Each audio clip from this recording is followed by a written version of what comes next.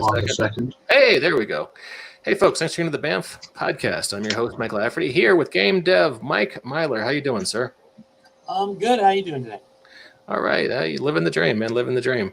You're in the East Coast, right? Yeah, in Pittsburgh. I live in Squirrel Hill. Oh, in sunny Pittsburgh. All right. we actually get as many.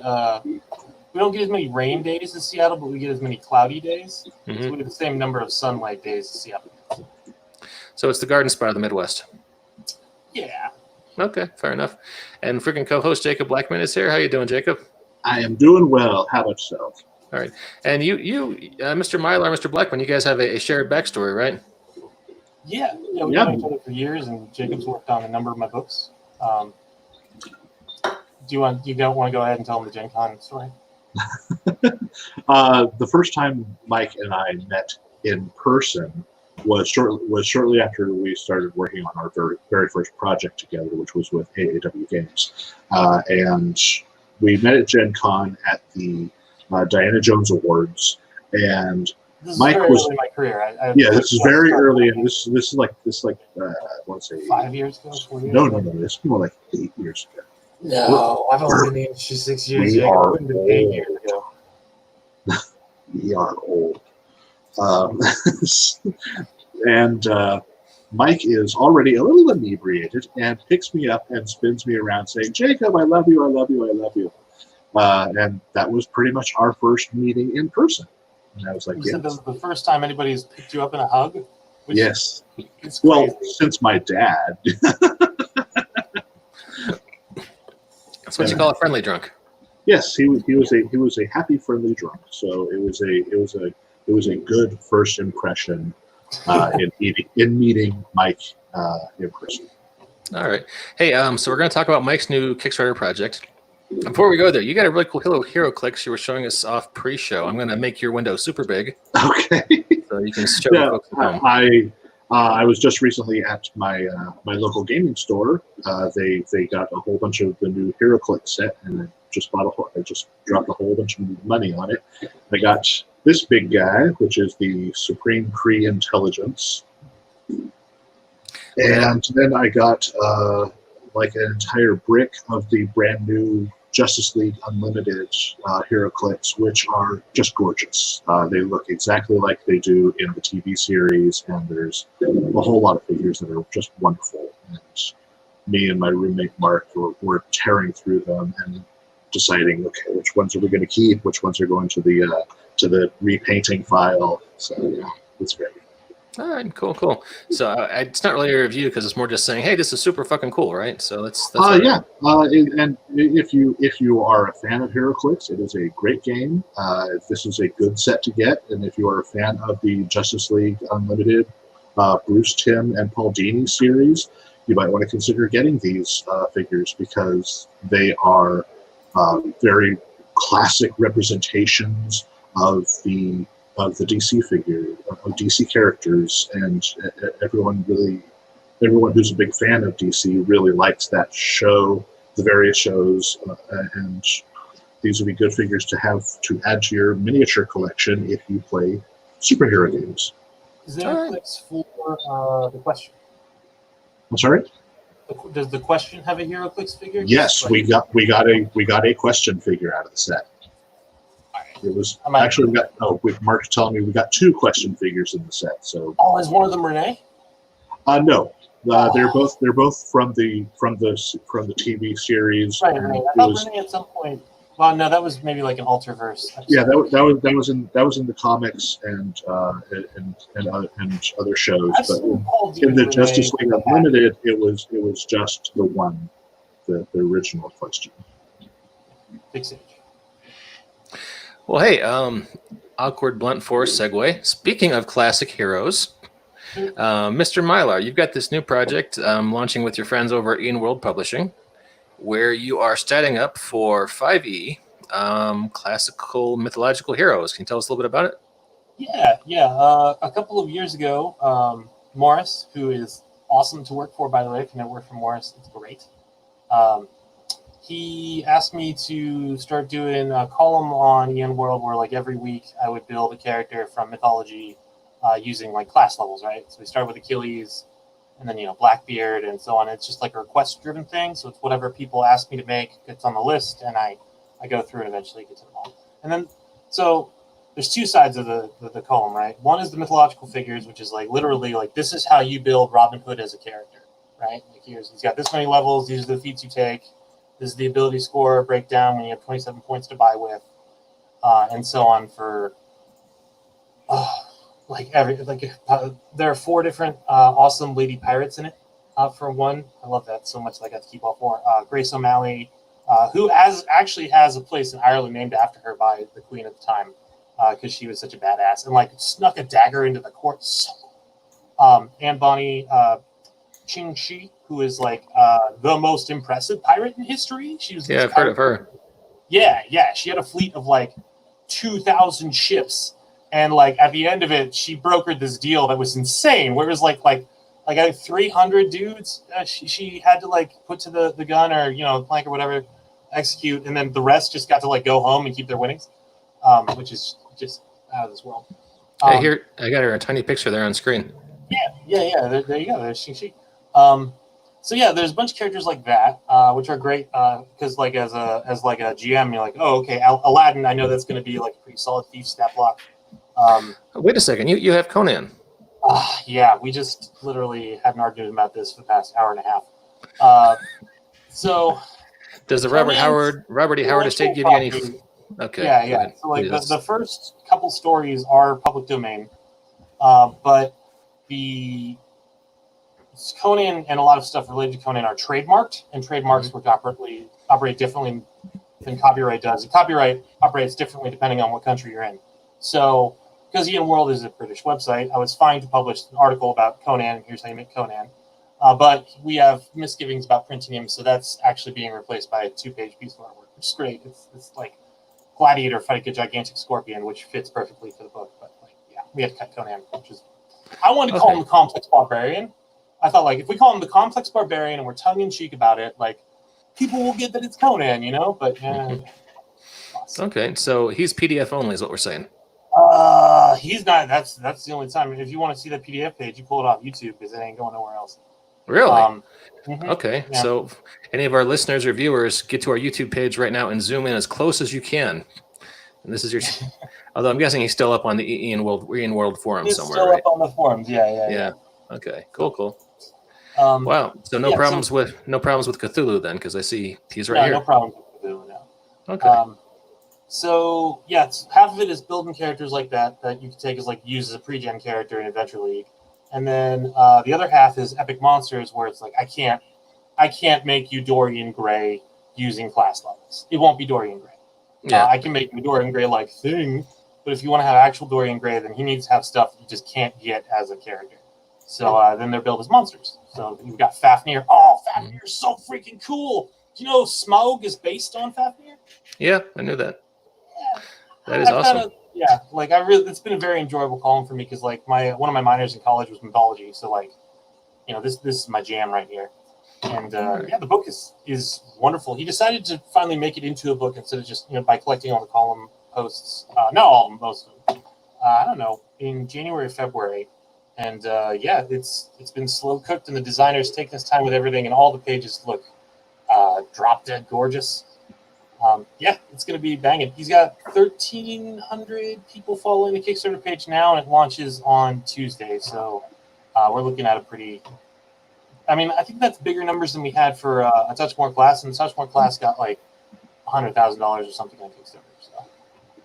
Well, I know I'm looking forward to it because ever since you've been advertising that you're going to be putting this on Kickstarter, it's been one that I'm really been wanting to get because I saw your builds and you don't do what everyone else would do. It's like King Arthur, he's this legendary hero. I'll make him 20. I'll make him CR20. And it's like you don't have to do that. It's a good, solid King Arthur build. It looks excellent. Excalibur is cool but not overdone. So yeah, you did great. Morris did make me do some stuff where I had to break things. So like Lucifer, for instance, he was like he should be bigger than CR30. He's like the devil. So Lucifer is CR35, which is basically almost like reaching GM fiat levels. And then he had me rebuild Fenris. I think on the website Fenris is like CR 18 or something. But now there's in the books he's like CR 33, so Fenris like the Tarask. Fenris being the world wolf from Thor and stuff like that. Yeah. Also worth mentioning, we got we hired sensitivity readers for some of the entries, so we didn't bother with like Harold, Hardrada, and most of Europe where we can claim lineage. Like you throw a dart at Eastern and Western Europe, hit my family. We got one for Spain, the India characters, the Middle Eastern characters, Chinese characters, Japanese characters, and I think there was another realm. But yeah, we used Salt and Sage Books, who are a wonderful service, and they gave us a lot of great like pro pointers on stuff that I'd gotten wrong, and I got into a little bit of a biblical debate over stupid. That's not fair to call him stupid. I think King David is stupid. That's my personal opinion. But he appears in a bunch of different religions, right? There's a different story for King David in Christianity. There's a different one in Judaism, and there's a different one in Islam. So I spent half a night doing religious text research, which is the kind I dislike the most, to find out exactly like where and when David was given knowledge of the use of iron. And I figured out that it was only in one, and I believe that was Islam, and that's because, and that was some confusion because they used the word talents, which you would think would be about like how to do something, right? No, talents used to be a measurement, like way back in the day. Yeah, so there's a ton of like really tiny little finicky historical accuracies worked throughout the book that I think are also very rewarding. I don't know. Oh, he made me cut the drop bears. I was so mad. I was so mad about that. Well, that's a stretch goal material right there. No, because the book's done. Because Morris always finishes the book before it goes on Kickstarter. Partly because like Judge Dredd, he's got like licensing rules with 2000 AD, right? Like they need to approve everything that comes out. Every article, every PDF has to be fully vetted by them. So like he couldn't even do a Kickstarter book for that until like he knew that everything was good. So that makes sense. But otherwise, I just think he hates having hanging projects. Yeah, I'm still doing Kickstarter delivery from a year longer past, so I can understand that it's best just to have it done, so you can deliver it, get it out there, and move on with your life. So, wow, you've got this is a comprehensive list of all kinds of cool stuff. You've got George Washington in here. I do have George Washington on there, yeah. Somebody asked to be George Washington, so. You have both Vlad the Impaler and Count Dracula. So, Vlad, we technically two different people. Yeah, they were two different people. We did part of the column, I think, for like 6 posts or something, while we were doing the A Touch More Class Kickstarter. I did posts using classes from that book. So, Vlad the Impaler was a perfect option for like, here's the class that turns you into a vampire. It's called the Occultist. It's Louise. And here's how it works, because here's Vlad the Impaler is 14th level, and look, he's a vampire. Dracula is actually more like Hollywood Dracula. If you were trying to do like Castlevania, like the anime at your table, like there you go. You want the Dracula that I built because that would fit the bill 100%. And just like wipe the floor with, I think I saw Strahd's stats at one point, and like, yeah, he would just destroy Count Strahd. Rightly so, because Dracula was the first vampire, but like, yeah. And looking at St. George right here, I noticed the last project years we talked about, you mentioned you're using a lot of high-quality public domain art. Yes, looks like you're doing something. Use high-quality public domain art. Morris insists on a lot of custom artwork. I'm not wild about 3D artwork, but I mean, I guess the pieces he found for 3D artwork are okay. Only one of them really drives me nuts. The one with the Nautilus in it is really neat. So like the Captain Nemo page spread in the book is gorgeous. But yeah, only I don't know, maybe a dozen of the pieces I picked out for the column made it into the book. Oh, okay, gotcha. Yeah. Okay, cool. Yeah, it's there's a lot of cool stuff in there. I saw somebody in this D&D 5e group posted one of my graphics for like Dr. Jekyll and Mr. Hyde, who was like, "How do you build this?" And I was like, "Okay, well, here's the page where that image originates from, and like here's the way to do it. So that was funny. I had a Jacob moment because I assume that happens to Jacob probably 12 times a day. Oh yeah, when people come to me for Mutants Masterminds builds, it's like, yep, already done that. Here's the link. Nice. All right, so you were just talking about Captain Nemo. I want to see if I can find him. Is he under Captain or Nemo? Captain Nemo appears, I think, under the seas. No, wait. No, stupid. He's on page 176, so he under the ends actually. Okay, we got a ways to go to get there. So, yeah, that was a neat one. The sensitivity reader and I had some confusions. I don't know quite what he meant. He was talking about the provision in India in 1947, which is related to like World War II and stuff. And Captain Nemo is a character written by Jules Verne in 1870, well before that. So we did make some changes to Captain Nemo, but that was one of the only instances with the sensitivity readers where we did not make all of the changes because I just didn't quite understand what he meant. oh my God, you have Maui. Yeah, we got Okay. Maui. Maui's pretty sweet. That's That was one cool. that had to be built as a monster because he has this insane fish hook that like pulls up islands, which is well beyond the canon of a regular standard D&D. So Oh, here we are, Captain Nemo. All right, cool. yeah, the artwork, new piece of artwork that was commissioned, and yeah, it's even on Lisp. Like that's a pretty decent piece of 3D art. I'm into that. That's a good Nautilus. Yeah. Yeah. Nice. Yeah, I'm just trying to imagine a campaign, some kind of world-spanning Bill and Ted time travel adventure where you get all these guys together, or a handful, because, God, this is a huge book. You couldn't get them all together at once. But Nikolai Tesla, that's a bold choice. Congrats on doing that one. Tesla, yeah, that was a good example. That's one of the a touch more classes, the Tinkerer, which is slightly more industrial version of the Artificer. You might, well, not version of the Artificer, more industrial concept. And then Paul Bunyan was a build, but then he wanted to change it, so now it's a monster. Oh, yeah, that's probably appropriate since he's a giant. So Yeah. Well, cool. Perseus, nice.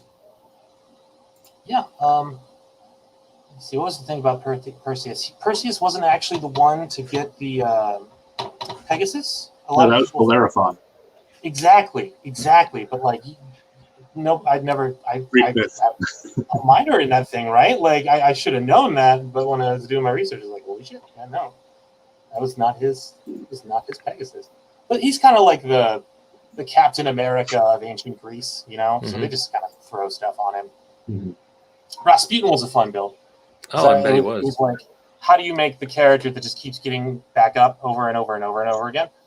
The answer is to use the brute fighter archetype. Because they get to add their plus bonus to saving throws to death saves. So that plus 1d4, plus 1d6.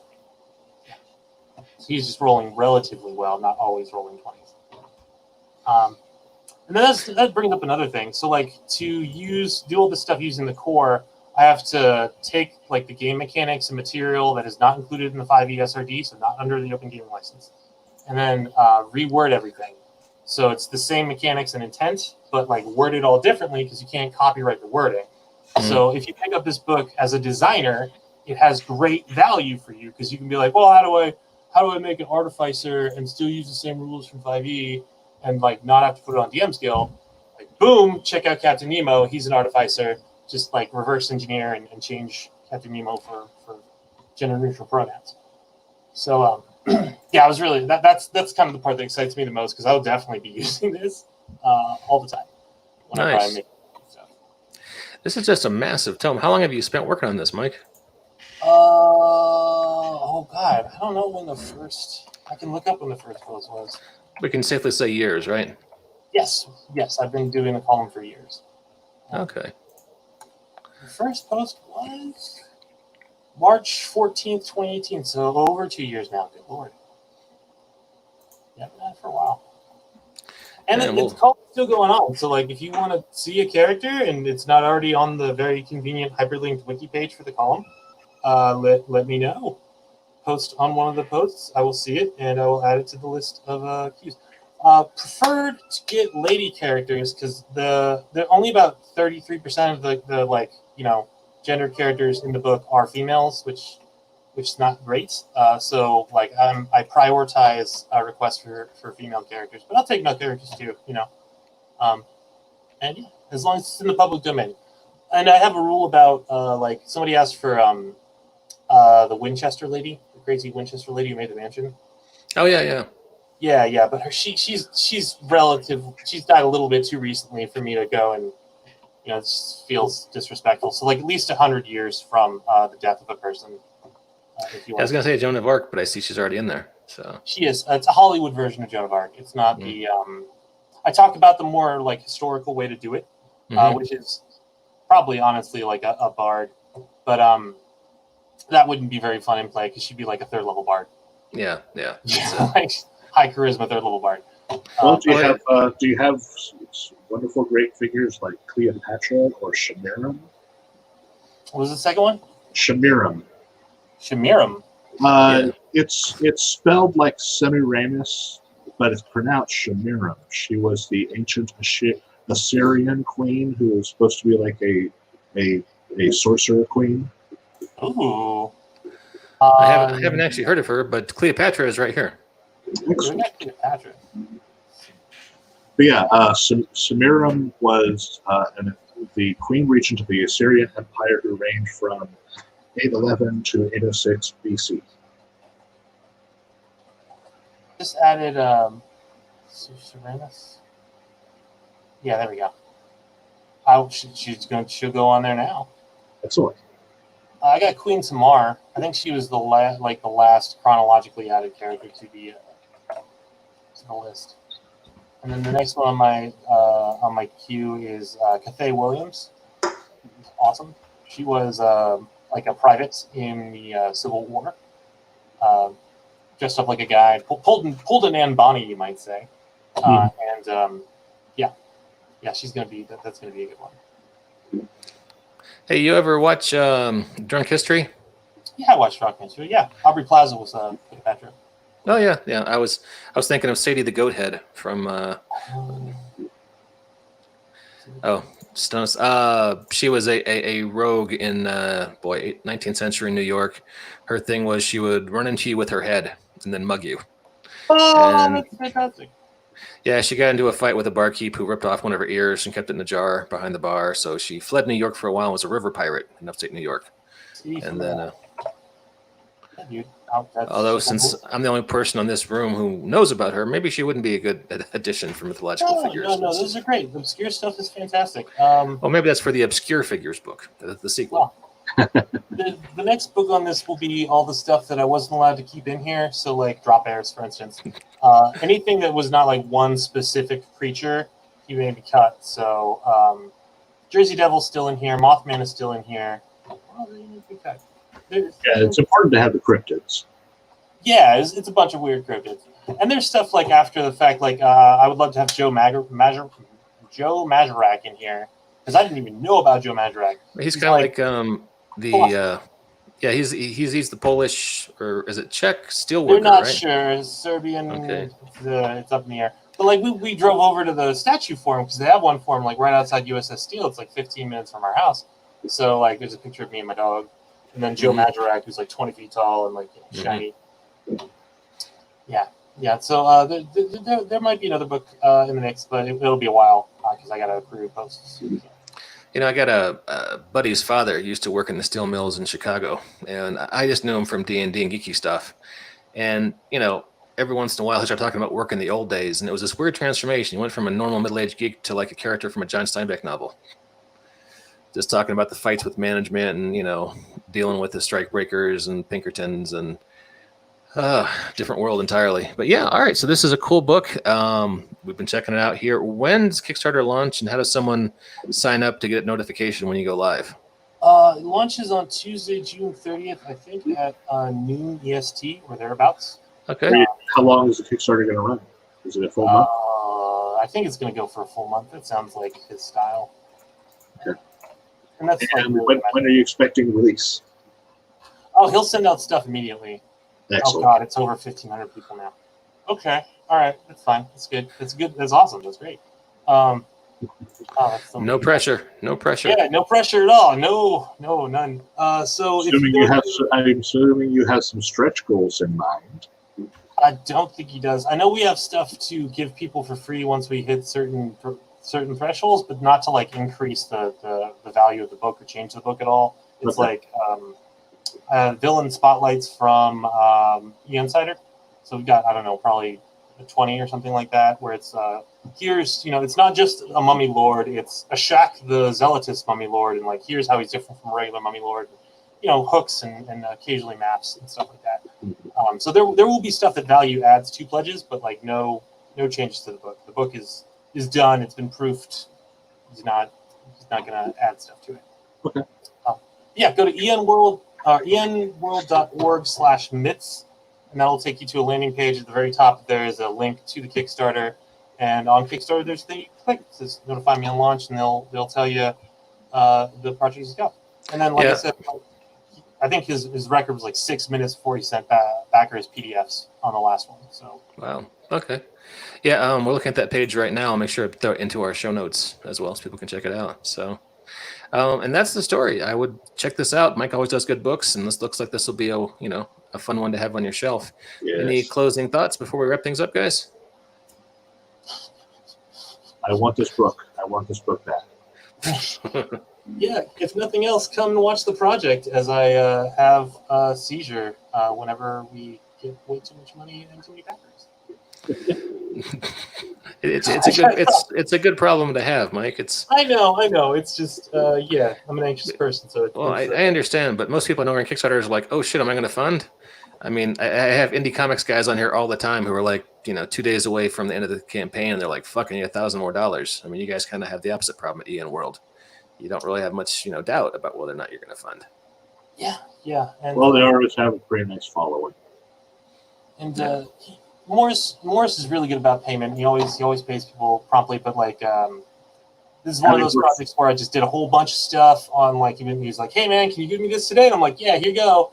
And so how much I get as a bonus depends on how much money we make on the Kickstarter. So I have an incentive to obsessively watch it, which is bad because I'd be obsessively watching it anyway. But like now it's like, well, I'm not gonna be able to buy this thing. So yeah. I've only worked for him a couple of times, but every time it's been a delight. Yeah. I really, it's like, and he's candid, and I don't have to watch my words with him. It's very nice. He gets a little grumpy on social media, though, doesn't he? I mean, he's just being honest. That's kind of what I like about him. Fair enough. All right, well, hey, thanks for your time, Mike. To our backers and viewers. I do have something relevant I can talk about real quick. Okay, so, sure. The first big thing I did for Morris is the Now system, which I ran a game for you guys. Remember, I ran the Start Adventure. So that was a good time, for years and years, I've had this project to convert HyperCore 2099, which is like my superhero cyberpunk setting, over to the What's Old is New system. And like I finally finished the manuscript on that like 2 weeks ago. No, a week ago now. So soon there will be an awesome support setting book for the What's Old is New system. So if you like Judge Dredd, or if you like superheroes, or if you like cyberpunk, now is a great time to come over and check it out. Well, we're kind of a superhero-focused podcast. You should come back and talk about this. When's that launch? Yeah, no, that's why I thought I should bring it up. Because, Okay. Yeah. So I'll get at you whenever I'm done with layout. All right. Sounds good. All right. We'll follow up with you on that, and we'll have all the links in our show notes for the mythological figures, and let me try to say this word without fucking it up. Maleficent Monsters for D&D 5e. That is some nice alliteration you have going on there. And thanks to our listeners and viewers. We'll check you next time on the BAMF podcast. And this is the awkward moment between a hit and broadcast, and we actually end the broadcast. So embrace